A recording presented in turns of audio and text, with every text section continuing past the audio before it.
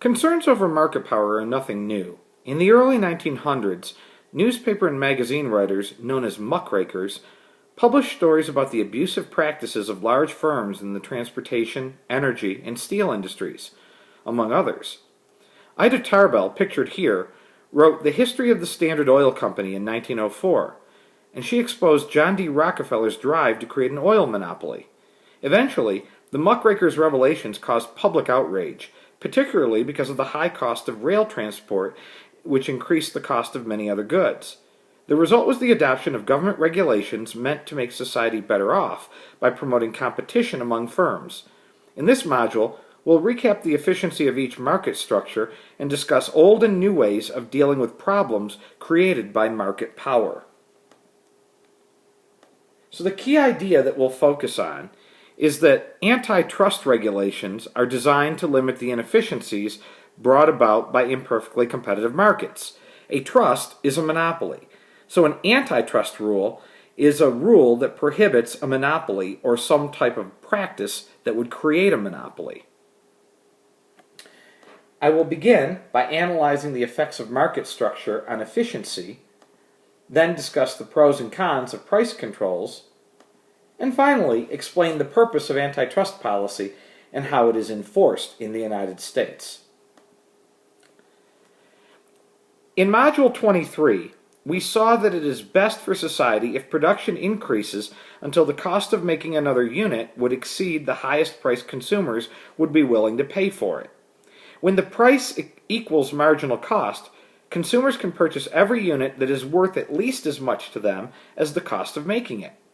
When the price exceeds the marginal cost, the quantity of output is inefficiently small. Additional units of the good are worth more to consumers than the cost of making them, and yet they are not made.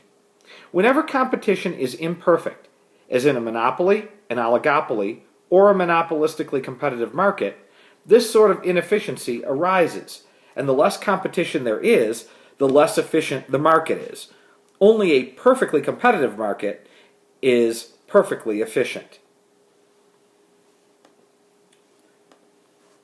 So let's review some of these markets. Perfect competition results in the most efficient level of production. This results from a condition for efficiency hidden within our model of supply and demand. The supply curve indicates the marginal cost of production, and as you know, the equilibrium price is determined by the intersection of the supply and demand curves. Since the price comes from a point along the supply curve at the intersection with demand, and the supply curve tells us the marginal cost, we know that the price equals the marginal cost in a perfectly competitive market. The resulting efficiency explains why economists are fond of competition. Monopoly, on the other hand, represents an extreme form of imperfect competition. A monopolist selects the output level that equates marginal revenue and marginal cost, and chooses its price by going up from the intersection of marginal revenue and marginal cost to the demand curve. The price, therefore, exceeds the marginal cost, and the monopoly produces an inefficiently small quantity of output. If a monopolist can employ perfect price discrimination, charging each customer his or her reservation price, then the inefficiency of monopoly is eliminated. Price discrimination can be difficult to implement, however, because it is hard to estimate consumers' reservation prices, because we rarely tell producers what the maximum amount we are willing to pay for something actually is. Remember also that the gains from perfect price discrimination go entirely to firms, not to consumers. The consumers are charged a price that equals their benefit from the good, so they are indifferent between buying the good or not. An oligopoly is always one collusive step away from being a monopoly.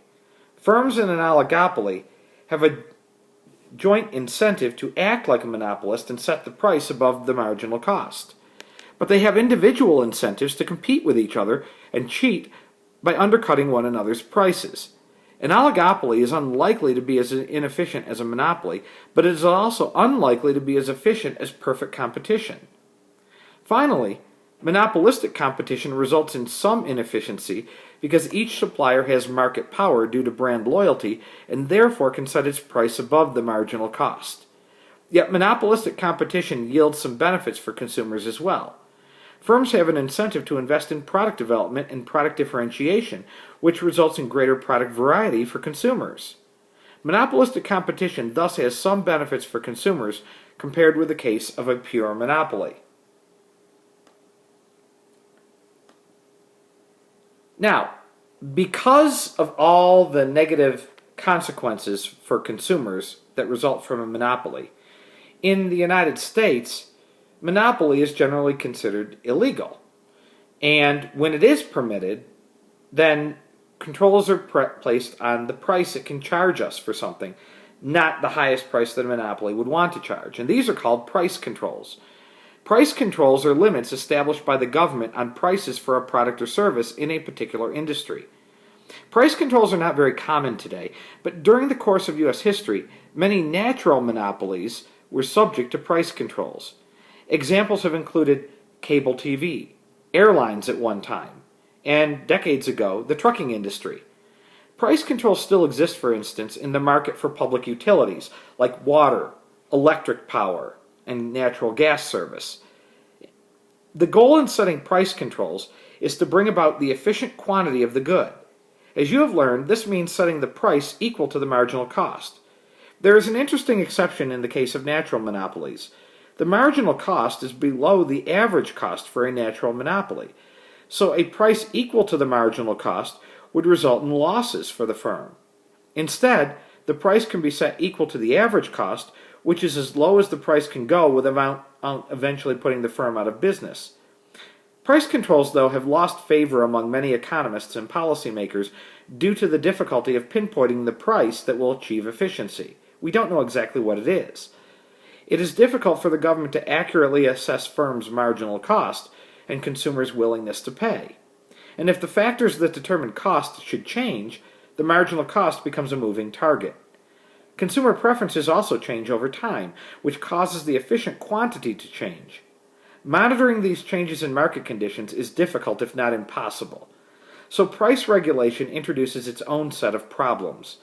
This does not necessarily mean that regulation is undesirable, but it does mean that the benefits should be weighed against the costs. So remember, the goal is to bring out the efficient quantity of the good. Now, public utility rates for electric and gas companies like Xcel Energy are set where marginal revenue equals marginal cost. But many firms would not operate due to the high startup costs. So regulated price is where price equals average total cost. And as we said, it's difficult to set this pricing policy as markets and consumer preferences change. So the government has developed what we call antitrust or anti-monopoly policy. A large body of law has evolved over time to prevent firms from unfairly acquiring or using market power. Together, this set of laws forms our government's antitrust policy. A trust is a combination of corporations formed for the purpose of reducing competition and controlling prices in an industry. Antitrust policy places regulations on business practices to encourage more competition. Even in a market economy, laws are important to ensure adequate rivalry on a level playing field. As an early landmark of antitrust policy, the U.S. Congress passed the Sherman Antitrust Act in 1890 to eliminate restraints on trade and competition. This was followed by the Clayton Antitrust Act of 1914, which strengthened and clarified the Sherman Act. The Sherman and Clayton Acts apply to firms that do business in more than one state. Most states have comparable laws that apply to firms that operate only in one state. Antitrust laws promote competition by making it illegal for firms to engage in a conspiracy to fix prices at an agreed-upon level. They also block firms from merging together if the merger is likely to reduce competition and harm consumers. And they prohibit predatory acts that achieve or maintain market power, such as temporarily cutting prices to drive competitors out of business. Just the other day, government regulators announced through the Federal Communications Commission that they were not likely to allow Comcast to merge with Time Warner Cable. Those are the two largest cable TV companies in the country, and they wanted to merge together to form one giant company. But the government was so worried that there would be so little competition after that in the cable TV industry that they would be able to charge much higher prices for cable TV services, and that would harm consumers. As a result, Comcast decided to drop out of the merger and is no longer going to buy Time Warner Cable. Bear in mind that the mere existence of a monopoly is not illegal. It is illegal, however, to gain or exploit a monopoly position by improper conduct. For example, the Clayton Act prevents a practice known as tying, in which a customer who wants to buy a product from a firm is required to buy other products from the same firm. The maker of our school's copy machine, for instance, cannot require our school to buy our paper and our ink from them as well. The Clayton Act also prohibits firms from having interlocking directorates, meaning that one person serves on the corporate boards of two competing firms at the same time, which that person could use to reduce the competition between those firms. To learn more about the history and current activities of the Antitrust Division of the Department of Justice and the Federal Trade Commission, you can visit their websites. Antitrust laws are enforced primarily by two agencies of the federal government: the Antitrust Division of the Department of Justice and the Federal Trade Commission. These two agencies can investigate practices that restrict competition, and if they see that businesses are trying to do that, they can bring a lawsuit against a business that they believe has violated the law in an effort to exert monopoly power. The Department of Justice and the Federal Trade Commission keep a watchful eye on potential mergers, like the one between Comcast and Time Warner Cable. And when other firms propose to buy or acquire another firm, they look at that, they analyze it, and when firms want to do that, they have to get permission from the government to do so. If two firms in an industry were to merge, for example, the office supply giants Office Max and Staples, the combined firm would have greater market power, which might hurt consumers and other competitors. With the advice of many economists, the government has developed a set of guidelines to assist decisions about whether a merger should be allowed or not.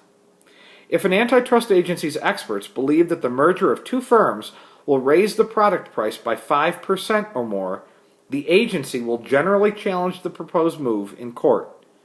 A judge then has the final decision on whether the merger would indeed harm consumers and whether the merger should be allowed or not. A number of other federal and state regulatory agencies also have jurisdiction over aspects of anti-competitive practices in specific industries. For example, the Securities and Exchange Commission monitors the financial industry, and the Federal Communications Commission regulates the broadcast TV and radio and cable industries.